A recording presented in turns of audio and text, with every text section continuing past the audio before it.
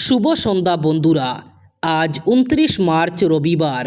আজকের সন্ধ্যার বরাক তথা সমগ্র আসামের গুরুত্বপূর্ণ খবরগুলি হলো, এবার ম্যাট্রিক অর্থাৎ এইচএসএলসি পরীক্ষার্থীদের জন্য বড় ঘোষণা করলেন মুখ্যমন্ত্রী ডক্টর হিমন্ত বিশ্ব শর্মা। ঘোষণা করা হলো 2026 সালের ম্যাট্রিকের চূড়ান্ত পরীক্ষার ফলাফলের তারিখ। বুটের একদিন পরে অর্থাৎ 10 এপ্রিল ঘোষণা করা হবে ম্যাট্রিকের পরীক্ষার ফলাফল। নির্বাচনী প্রচারের মাঝেই এবার এই বড় ঘোষণা করলেন মুখ্যমন্ত্রী হিমন্ত বিশ্ব শর্মা। মুখ্যমন্ত্রী ডক্টর হিমন্ত বিশ্ব শর্মা ঘোষণা করেন, বুটের পরের দিন অর্থাৎ আগামী 10 এপ্রিল ঘোষণা করা হবে 2026 সালের ম্যাট্রিকের ফলাফল। রাজনৈতিক মতাদর্শ, সাংগঠনিক রণকৌশল কিংবা প্রার্থীর জনসংযোগ নয়। উত্তর করিমগঞ্জে এবার হিন্দু মুসলিম বুট বিভাজনী বুট যুদ্ধে বড় ফ্যাক্টর। ডিলিমিটেশনের পর নতুন উত্তর করিমগঞ্জে সংখ্যালঘু বুট যেমন কংগ্রেস প্রার্থীর মূল বুট ব্যাংক এবং গ্রাম শহরের হিন্দু বুটারই বিজেপির শক্তি। ফলে বিজেপি প্রার্থী সুব্রত ভট্টাচার্য যেমন গ্রামের মুসলিম বুট আদায়ে চেষ্টা অব্যাহত রেখেছেন, তেমনি শহরের হিন্দু বুট আদায়ে আপ্রাণ চেষ্টা চালাচ্ছেন। উত্তর করিমগঞ্জ আসনে পরপর 3 বার কংগ্রেস প্রার্থী হিসাবে কমলাক্ষ দে পুরকায়স্থ জয়ী হয়েছেন। প্রথম এবং দ্বিতীয়বার উত্তর করিমগঞ্জের 4 বারের বিধায়ক মিশন রঞ্জন দাসকে পরাজিত করে জয়ী হন কমলাক্ষ। তৃতীয়বার বিজেপি প্রার্থী ডক্টর মানস দাসকে পরাজিত করেন কংগ্রেসের কমলাক্ষ দে পুরকায়স্থ। সংখ্যালঘু বুটের উপর নির্ভর করে বিধায়ক হওয়া কমলাক্ষ উত্তর করিমগঞ্জ থেকে এবার বিদায় নিয়েছেন।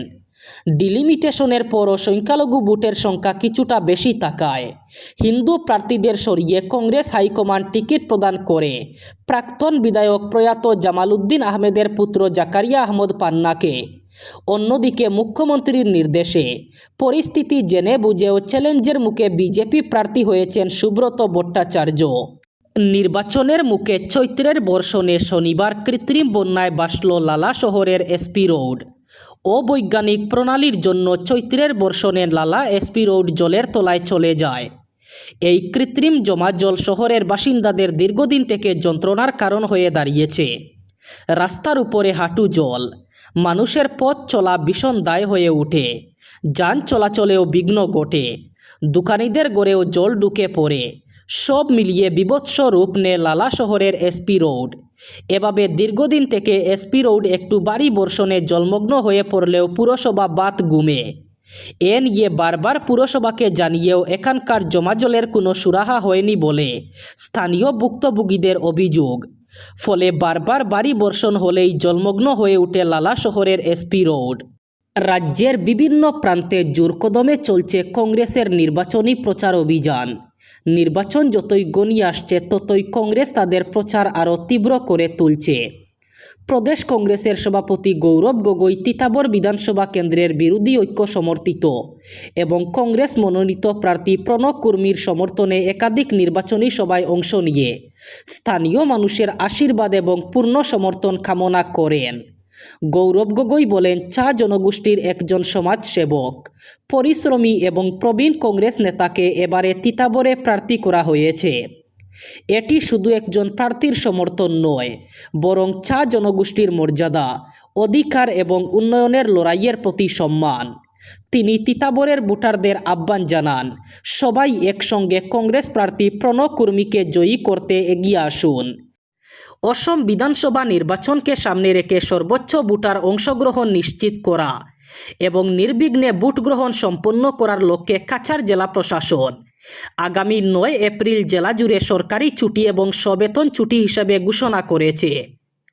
অসম সরকারের সাধারণ প্রশাসন বিভাগ এবং শ্রম কল্যাণ বিভাগের জারি করা বিজ্ঞপ্তির প্রেক্ষিতে এই সিদ্ধান্ত গৃহীত হয়েছে।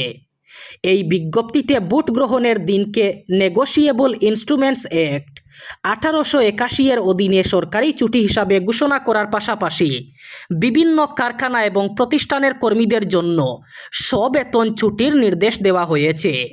চৈত্র মাসে সাড়ম্বরে চলছে সনাতন ধর্মাবলম্বীদের বাসন্তী পুজো। এর সঙ্গে পাল্লা দিয়ে চলছে রান্নার গ্যাসের সিলিন্ডারের আকাল। ফলে পুজো আয়োজকরা বিপাকে পড়েছেন।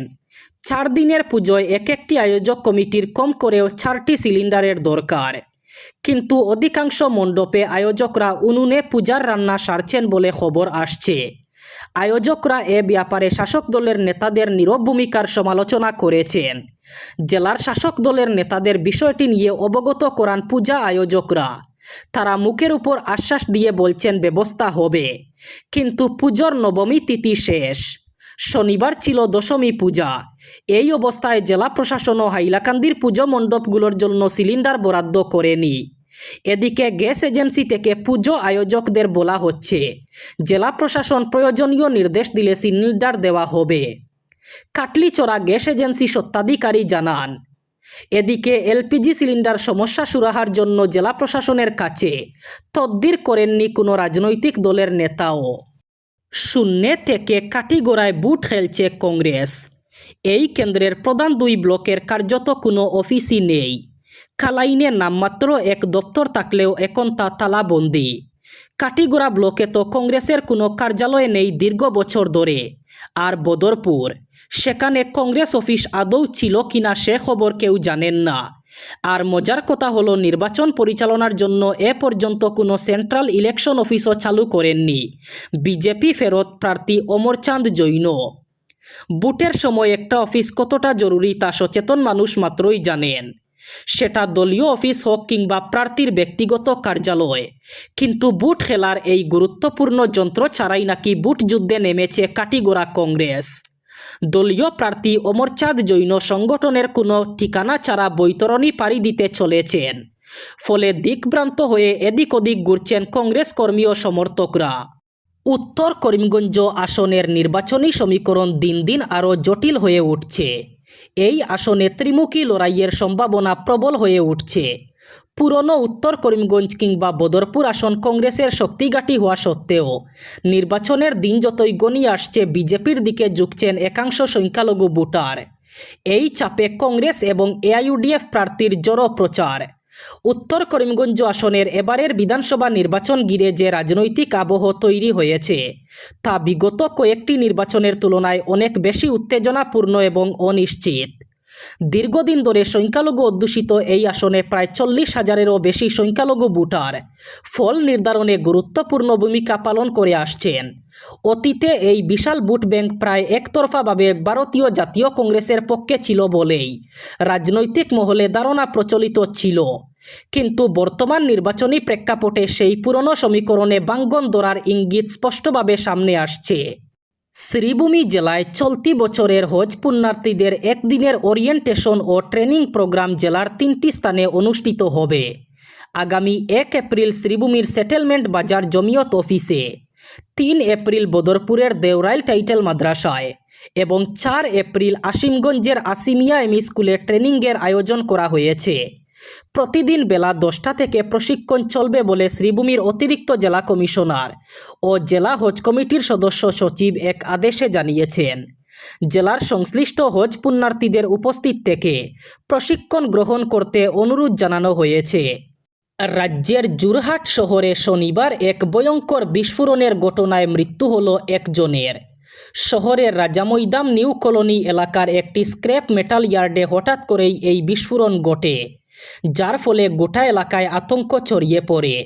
স্থানীয় সূত্রে জানা গেছে, বিস্ফোরণের শব্দে আশপাশের এলাকায় চাঞ্চল্যের সৃষ্টি হয় এবং সঙ্গে সঙ্গে স্থানীয় বাসিন্দারা ঘটনাস্থলে ছুটে আসেন। খবর পেয়ে পুলিশ ও উদ্ধারকারী দল দ্রুত ঘটনাস্থলে পৌঁছে উদ্ধার কাজ শুরু করে। এই ঘটনায় আরও 2 জন মহিলা গুরুতরভাবে আহত হন। তাদের তড়িঘড়ি করে যোরহাট মেডিকেল কলেজ ও হাসপাতালে ভর্তি করা হয়েছে। আহতদের শারীরিক অবস্থা সম্পর্কে এখনও বিস্তারিত কিছু জানা যায়নি। প্রাথমিকভাবে অনুমান করা হচ্ছে, স্ক্র্যাপ মেটাল ইয়ার্ডে থাকা কোনো বিস্ফোরক অথবা দাহ্য পদার্থ থেকেই এই বিস্ফোরণ ঘটতে পারে। তবে বিস্ফোরণের সঠিক কারণ এখনও স্পষ্ট নয়। পুলিশ ইতিমধ্যে তদন্ত শুরু করেছে।